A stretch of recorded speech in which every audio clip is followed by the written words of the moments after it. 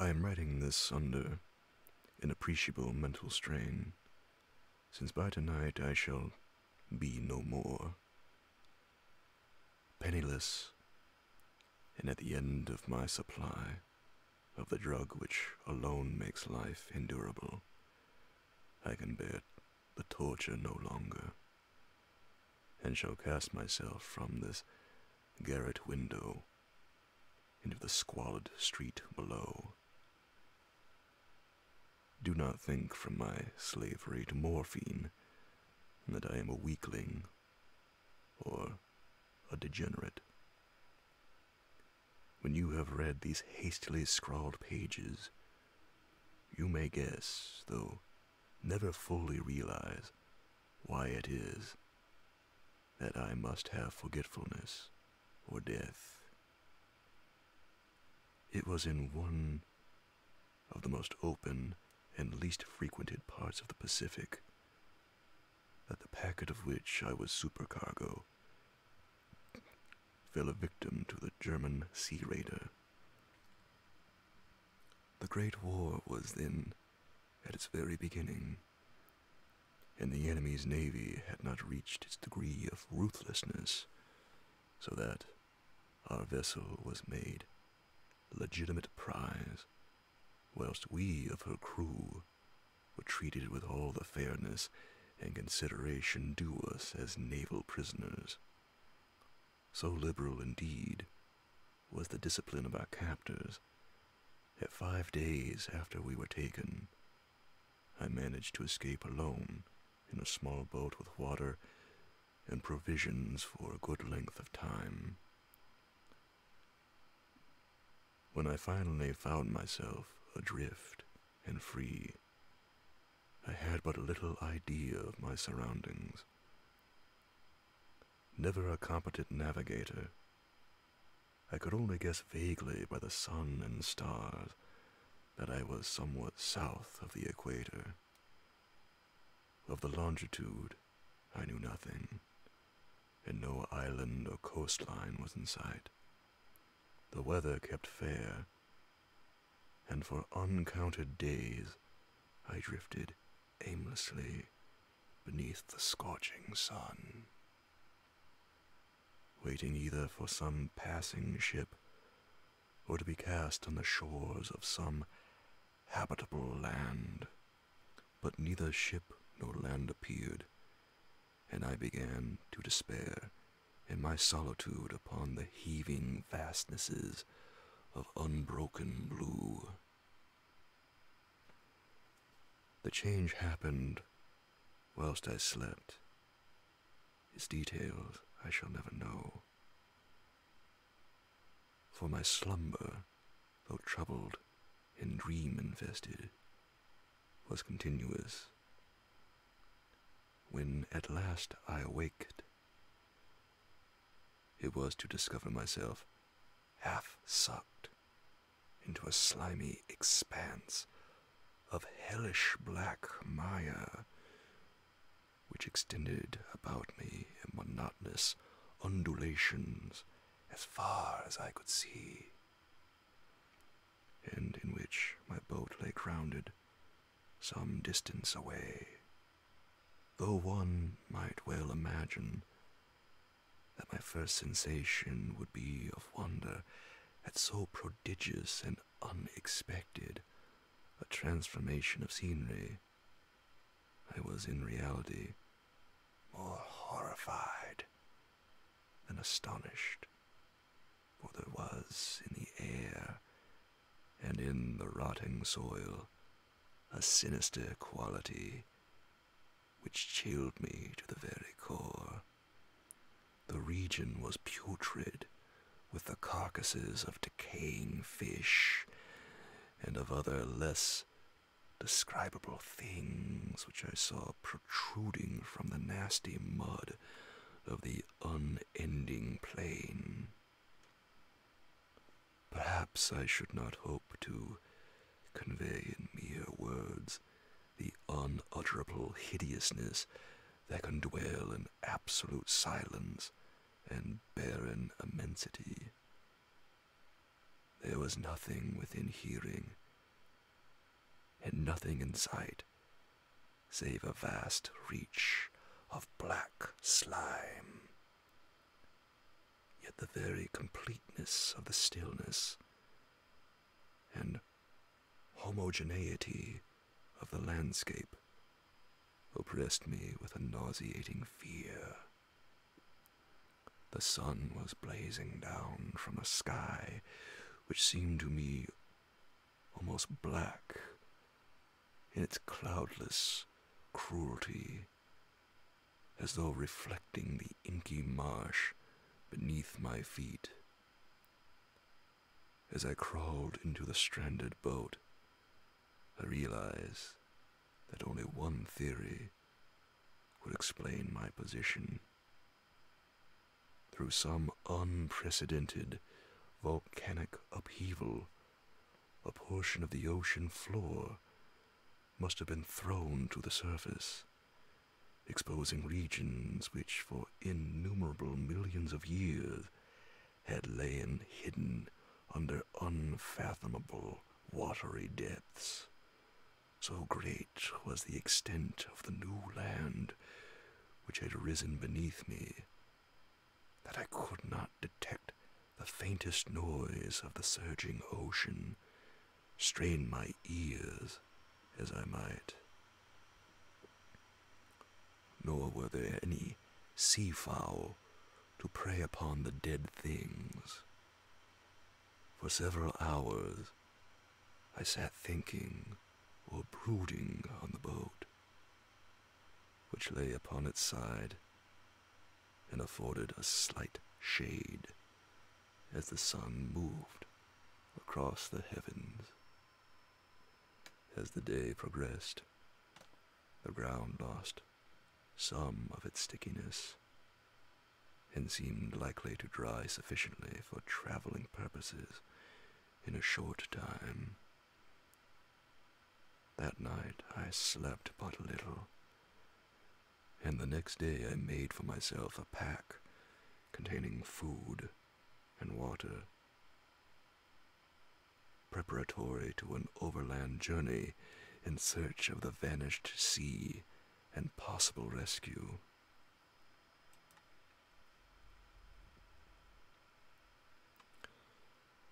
On the third morning, I found the soil dry enough to walk upon with ease. The odor of the fish was maddening, but I was much too concerned with graver things to mind so slight an evil, and set out boldly for an unknown goal.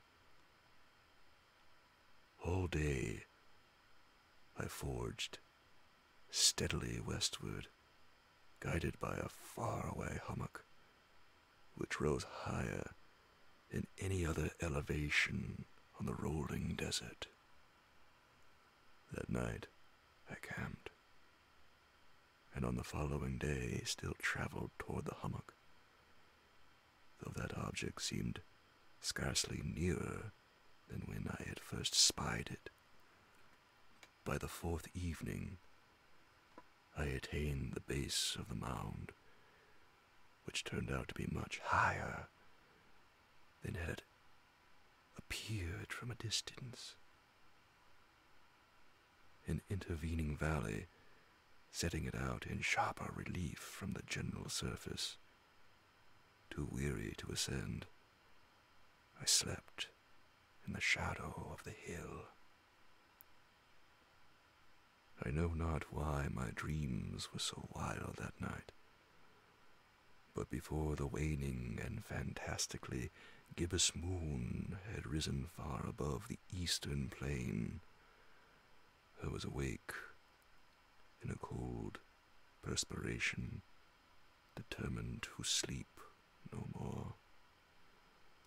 Such visions as I had experienced were too much for me to endure again, and in the glow of the moon I saw how unwise I had been to travel by day. Without the glare of the parching sun,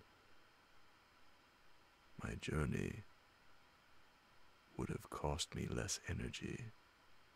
Indeed, I now felt quite able to perform the ascent which had deterred me at sunset. Picking up my pack, I started for the crest of the eminence. I have said that the unbroken monotony of the rolling plain was a source of vague horror to me. But I think my horror was greater when I gained the summit of the mound and looked down the other side into an immeasurable pit or canyon whose black recesses the moon had not yet soared high enough to illumine. I felt myself on the edge of the world, peering over the rim into a fathomless chaos of eternal night. Through my terror ran curious reminiscences of Paradise Lost and of Satan's hideous climb through the unfashioned realms of darkness. As the moon climbed higher in the sky, I began to see that the slopes of the valley were not quite so perpendicular as I had imagined. Ledges and outcroppings of rock afforded fairly easy footholds for descent, whilst after a drop of a few hundred feet, the declivity became very gradual, urged on by an impulse which I cannot definitely analyze. I scrambled with difficulty down the rocks and stood on the gentler slope beneath, gazing into the Stygian deeps where no light had yet penetrated. All at once, my attention was captured by a vast and singular object on the opposite slope, which rose steeply about 100 yards ahead of me, an object that gleamed whitely in the newly bestowed rays of the ascending moon.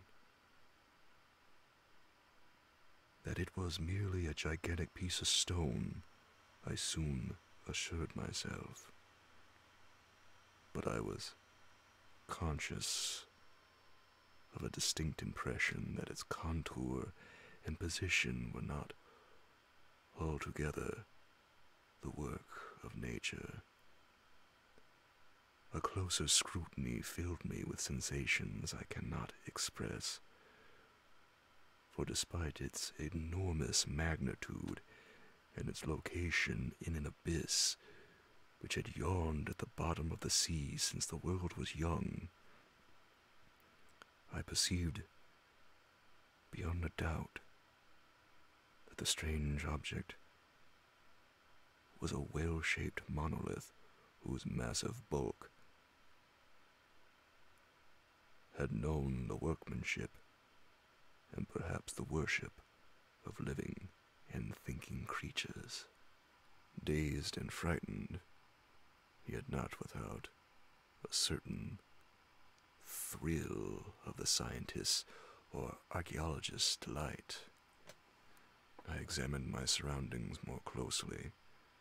The moon, now near the zenith, shone weirdly and vividly above the towering steeps that hemmed in the chasm, and revealed the fact that a far-flung body of water flowed at the bottom, winding out of sight in both directions, and almost lapping my feet as I stood on the slope. Across the chasm, the wavelets washed the base of the cyclopean monolith, on whose surface I could now trace both inscriptions and crude sculptures. The writing was in a system of hieroglyphics unknown to me, and unlike anything I had ever seen in books, consisting for the most part of conventionalized aquatic symbols such as fishes, eels, octopi, crustaceans, mollusks, whales, and the like. Several characters obviously represented marine things which are unknown to the modern world, but whose decomposing forms I had observed on the ocean-risen plain. It was the pictorial carving, however, that did most to hold me spellbound. Plainly visible across the intervening water on account of their enormous size were an array of bas-reliefs whose subjects would have excited the envy of a Doré. I think that these things were supposed to depict men, at least a certain sort of men, though the creatures were shown disporting like fishes in waters of some marine grotto, or paying homage at some monolithic shrine which appeared to be under the waves as well. Of their face and forms I dare not speak in detail, for the mere remembrance makes me grow faint, grotesque beyond the imagination of a Poe or a Bulwer. They were damnably human in general outline, despite webbed hands and feet, shockingly wide, and flabby lips, glassy, bulging eyes, and other features less pleasant to recall. Curiously enough, they seemed to have been chiseled badly out of proportion with the scenic background,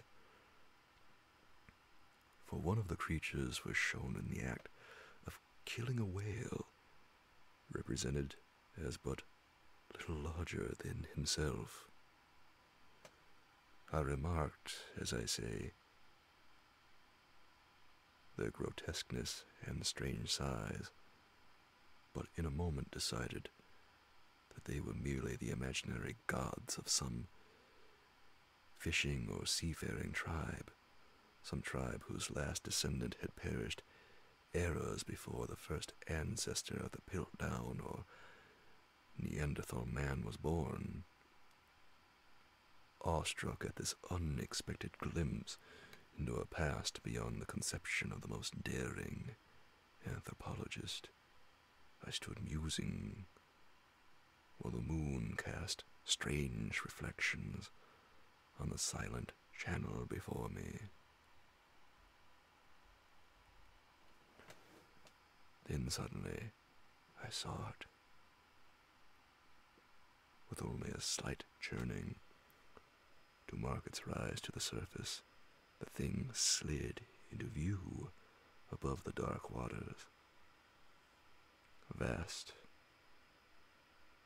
Polyphemus-like, and loathsome, it darted like a stupendous monster of nightmares to the monolith, about which it flung its gigantic, scaly arms, the while it bowed its hideous head and gave vent to certain measured sounds. I think I went mad then, of my frantic ascent of the slope and cliff, and of my delirious journey back to the stranded boat. I remember little. I believe I sang a great deal, and laughed oddly when I was unable to sing. I have indistinct recollections of a great storm some time after I reached the boat. At any rate, I know that I heard peals of thunder and other tones which nature utters only in her wildest moods.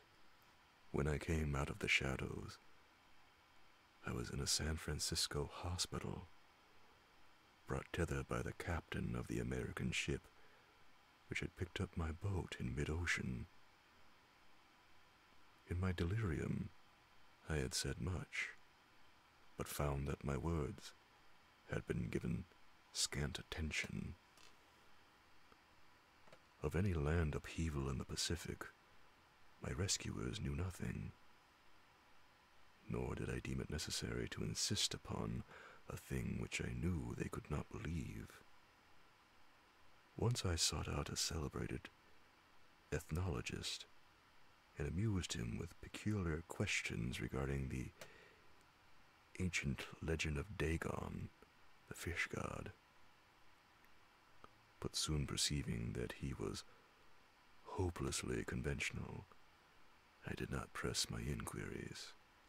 It is at night, especially when the moon is gibbous and waning, that I see that thing.